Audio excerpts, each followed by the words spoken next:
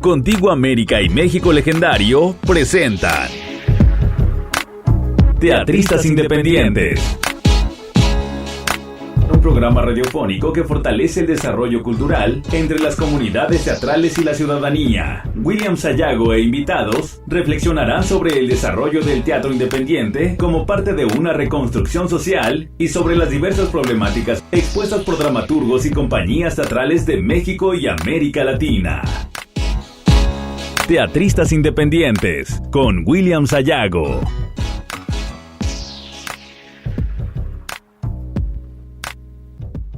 Hola, muy buenas tardes. Soy William Sayago y me da mucho gusto que nos acompañen en Teatristas Independientes, un espacio para hablar con nuestros invitados sobre el teatro desde la óptica del teatro social, popular, comunitario, autónomo, el teatro que aporta a la construcción de persona, para hablar con nuestros invitados de sus trayectorias, de las nuevas tendencias, del teatro liminal, transversal, biodramático, neotecnológico, en fin, de las líneas de trabajo que nuestros invitados exploran en el país y en Latinoamérica. Este programa se realiza en colaboración con Contigo América, Institución Teatral Independiente, y Radio México Legendario. Hoy tenemos de invitado al dramaturgo, director de escena, narrador, actor y gestor Josué Almanza, nacido en la ciudad de Puebla. Bienvenido, Josué. Hola, mi estimado Williams, qué gusto poder acompañarte en este proyecto. El gusto es nuestro, Josué. Tú eres un joven muy talentoso y con mucho recorrido, a pesar de tu juventud, pero antes de hablar de esa trayectoria, platícanos cómo aparece el teatro en tu vida. Bueno, mira, en realidad el cruce con el teatro yo creo que ocurre desde la infancia, desde edad temprana. Siempre fui muy cercano a los proyectos artísticos, se hace en cualquier ámbito, me refiero a escolar, familiar, incluso en el ámbito barrial. Siempre había proyectos artísticos, pues la verdad muy escasos, pero me gustaba participar de ellos. Y yo creo que lo que más me llamaba la atención era el arte escénico. Así que desde ahí empecé a desarrollar una aptitud y una cercanía con el teatro que se fue desarrollando a lo largo de los años. Y ya cuando tenía más o menos 15 años, lo tomé ya de una forma un poco más seria a través de talleres, cursos con algunos profesionales que estaban en ese tiempo en Puebla ofertando pues alguna suerte como de carrera, introducción a lo que era el teatro. Y ahí me fui formando. Después, cuando empieza toda mi vida profesional, yo decido estudiar teatro, en realidad por azares del destino, porque yo lo que quería hacer era cine. Pero en ese entonces no había, o sea, toda la parte de la cinematografía no estaba aún institucionalizada, no había universidades que ofertaran la escuela o la carrera de cine, salvo en Ciudad de México, ¿no? Entonces, para personas de provincia era realmente complicado poder estudiar cinematografía. Así que yo dije, bueno, tontamente, y lo digo ahora así, creí que el teatro o las artes escénicas era una forma de llegar a ese lugar. Después me di cuenta que no, que era un mundo completamente distinto y que me abría otro universo de posibilidades. Y la verdad es que fui muy afortunado de haber tomado esa decisión en ese momento, porque de ahí es donde empecé mi carrera como artista escénico. Así que, pues el cruce con el teatro yo creo que fue a través de decisiones un poco arbitrarias, pero también por cruces con personas interesantes que fueron personas que me marcaron y que guiaron de alguna manera el tipo de teatro que hago hoy día. Estudias la licenciatura en actuación en la Casa de Teatro, la licenciatura en arte dramático en la UAP, el posgrado virtual en políticas culturales y gestión cultural que imparte la UEA y la UAM, y la maestría en dramaturgia en la Universidad Nacional de las Artes en Buenos Aires. Y bueno, además, como tú lo acabas de mencionar, tienes un camino fuera de las instituciones, es decir, tienes formación de manera independiente. De todos estos ámbitos, ya ahorita nos mencionabas a estos maestros, pero ¿cuáles son esos maestros que son definitivos en tu formación y que conforman tus referentes?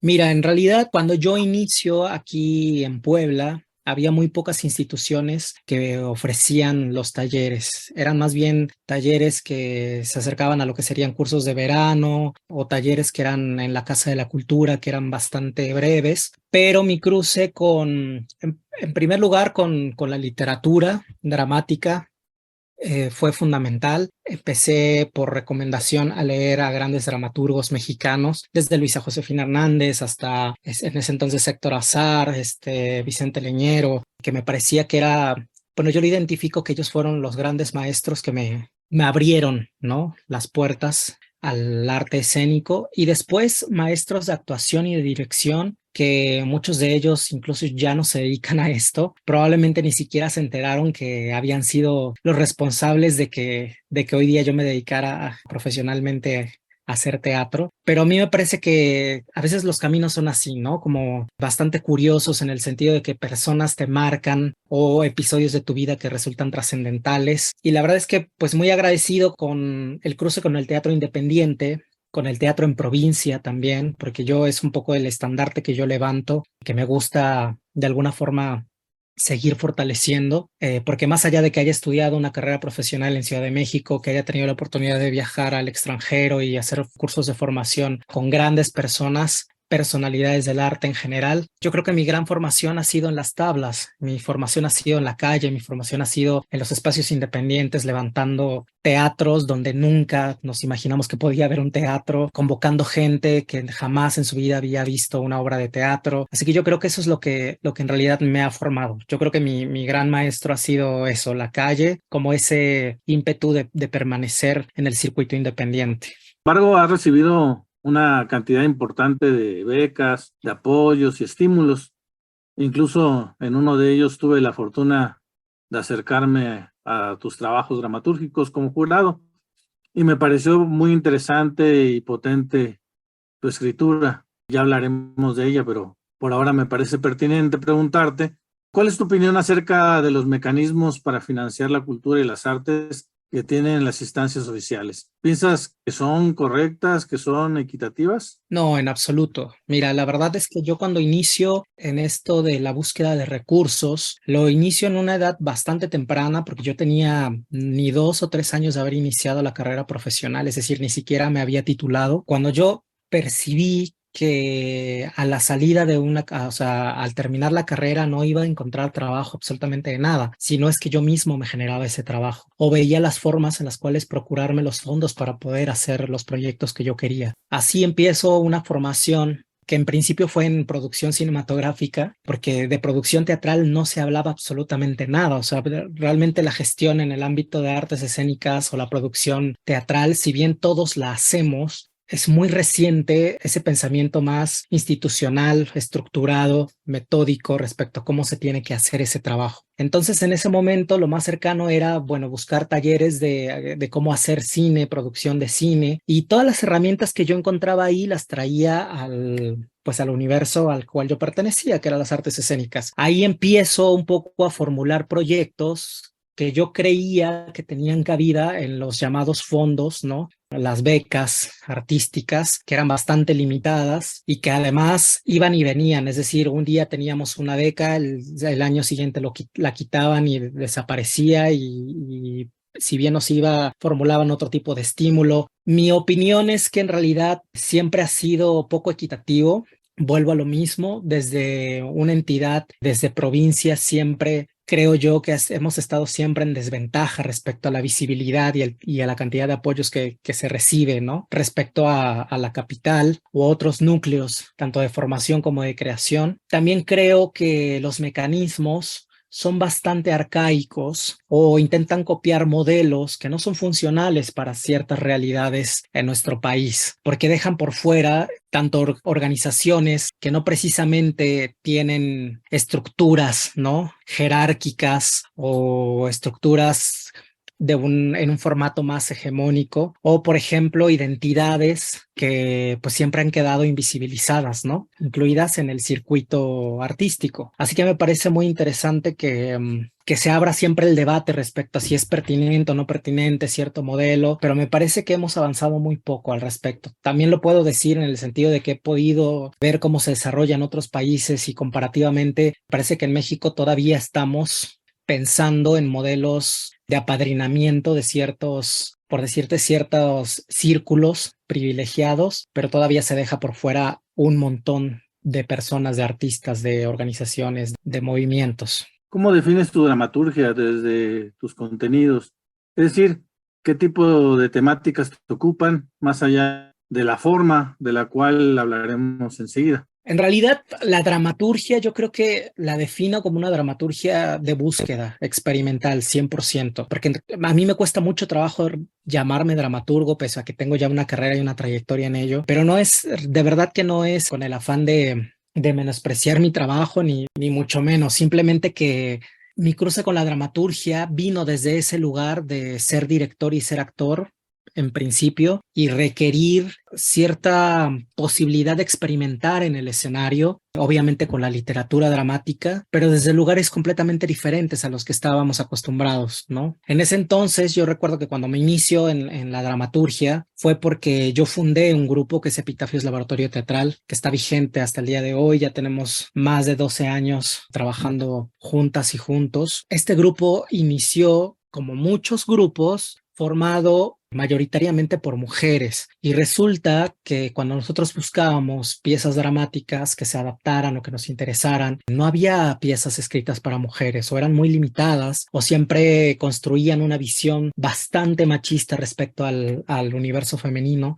Y ahí yo, como persona disidente, homosexual, muy vinculado al feminismo desde ese entonces, pues estaba bastante en contra de esos discursos. Así que me inicio a escribir, digo, bueno, yo voy a empezar a escribir, y digo, el crédito no me lo he hecho yo nada más, porque siempre fue una exploración con las actrices, estando en escena, buscando qué es lo que queríamos decir, qué tipo de lenguajes queríamos ocupar, y así es como empieza a construirse de alguna forma una identidad de este dramaturgo que soy hoy día. Y bueno, he pasado por todo, ¿no? O sea, a mí no me gusta hablar tanto de géneros dramáticos porque escribo en realidad de todo tipo de géneros. Tampoco me gusta hablar de públicos porque escribo para todos públicos, desde infancias, adultos, vejez, discapacidad. Pero me parece que si hay algo que define mi dramaturgia es eso, como una dramaturgia siempre experimental y que nunca... Es difícil ubicarla en un lugar específico porque siempre como que mi tendencia es correrme de ese lugar cómodo para siempre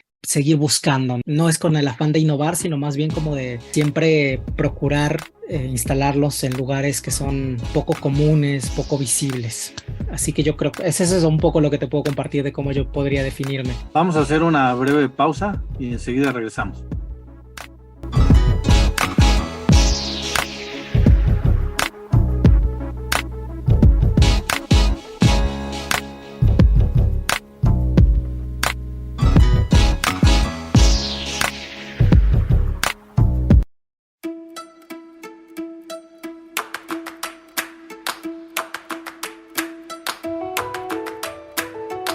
México Legendario, la puerta a la cultura. Escúchanos por www.mexicolegendario.com.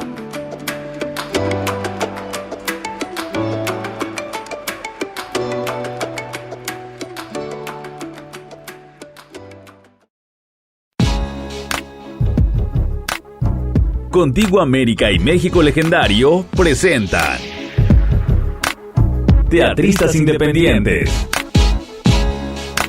un programa radiofónico que fortalece el desarrollo cultural entre las comunidades teatrales y la ciudadanía. William Sayago e invitados reflexionarán sobre el desarrollo del teatro independiente como parte de una reconstrucción social y sobre las diversas problemáticas expuestas por dramaturgos y compañías teatrales de México y América Latina.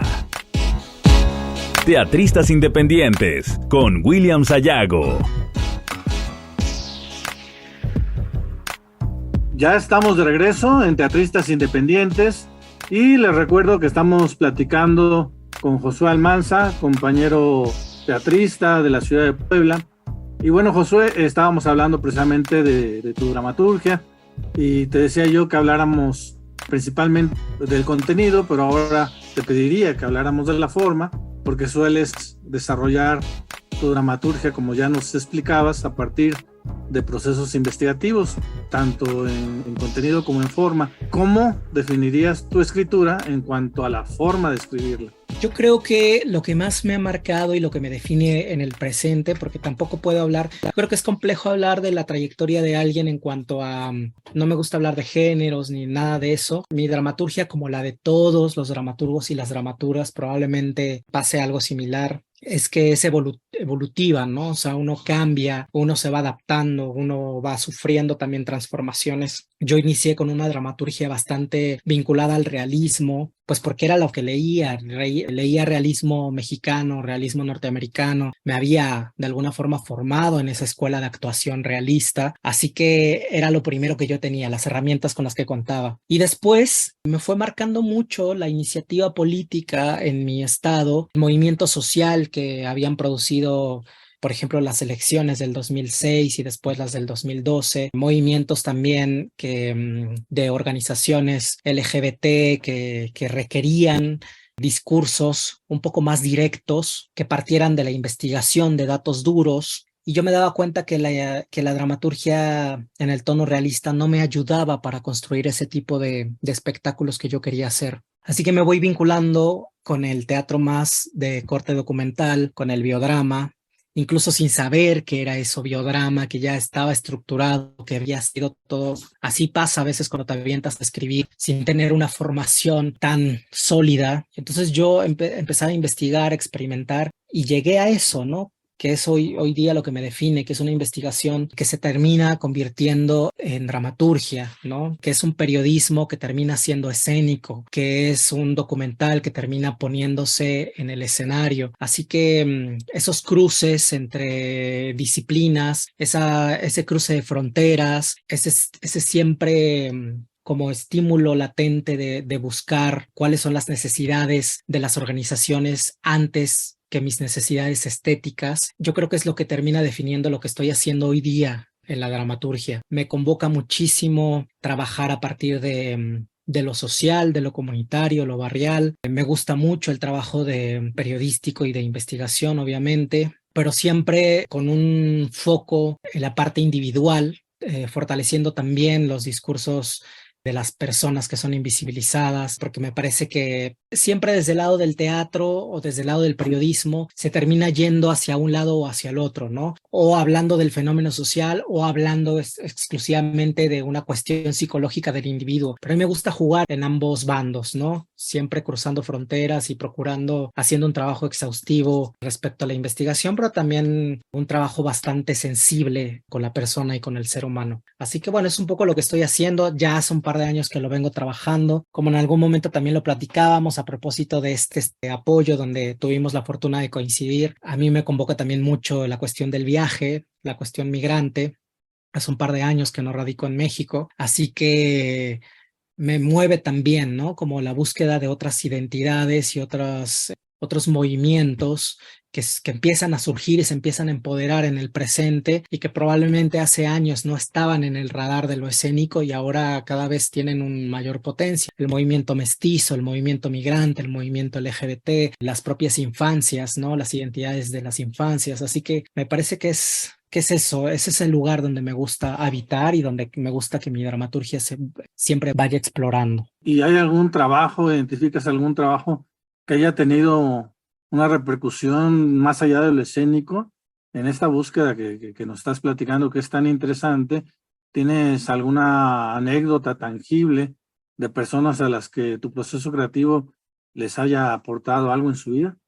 Híjole, muchísimas personas. Propiamente en el campo artístico, yo creo que una persona que me marcó muchísimo fue Alejandro Tantanian, que yo tuve la fortuna de conocerlo en el 2012, a propósito también de un apoyo en Argentina para poder hacer un proceso de escritura con él. Te digo, yo venía con estas estructuras bastante realistas, un poco más tradicionales, y yo creo que ese como pantallazo que él me provió de tanto a nivel escritura como a nivel también escénico, como a nivel charla íntima, ser humano. Me abrió las puertas de un universo que yo hasta en ese momento desconocía, intuía, pero bueno, me hacía falta de alguna manera la guía, ¿no? Como la presentación de alguien de decirme existe y es posible hacer las cosas de forma diferente. Después el cruce, por ejemplo, aquí en México con David Holguín, que siempre lo he reconocido como un gran maestro, una persona sumamente sensible, que fue mi tutor en la Fundación para las Letras Mexicanas, que fue un gran periodo para mí, simplemente por poder gozar de todo de su compañía y de su consejo en procesos de escritura.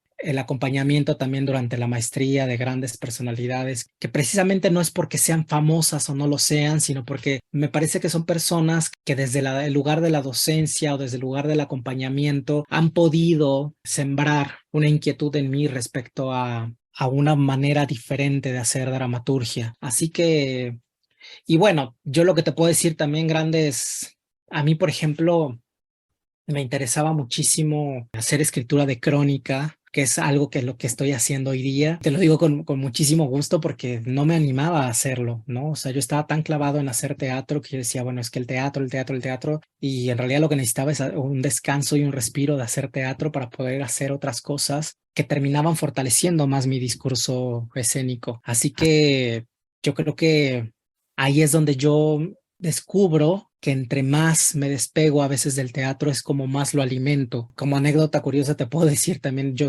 soy pastelero de profesión. Entonces todo el mundo me dice, no, ¿y cómo? O sea, ¿qué tiene que ver la pastelería con el teatro? Pues en realidad nada. Pero para mí yo encuentro todas las ideas, todo lo que escribo, todo lo que creo escénicamente lo descubro haciendo pasteles. ¿Por qué? No sé, no me preguntes, pero son datos curiosos de mi vida que yo digo, claro, o sea, yo lo que tengo que estar haciendo es vivir para poder entonces ser capaz de escribir cosas reales, ¿no? Cosas sensibles. Así que así son los cruces, a veces impredecibles y curiosos de cómo se va uno formando. Como director entiendo que también emprendes, digamos, la búsqueda de tu trabajo con este laboratorio teatral de epitafios.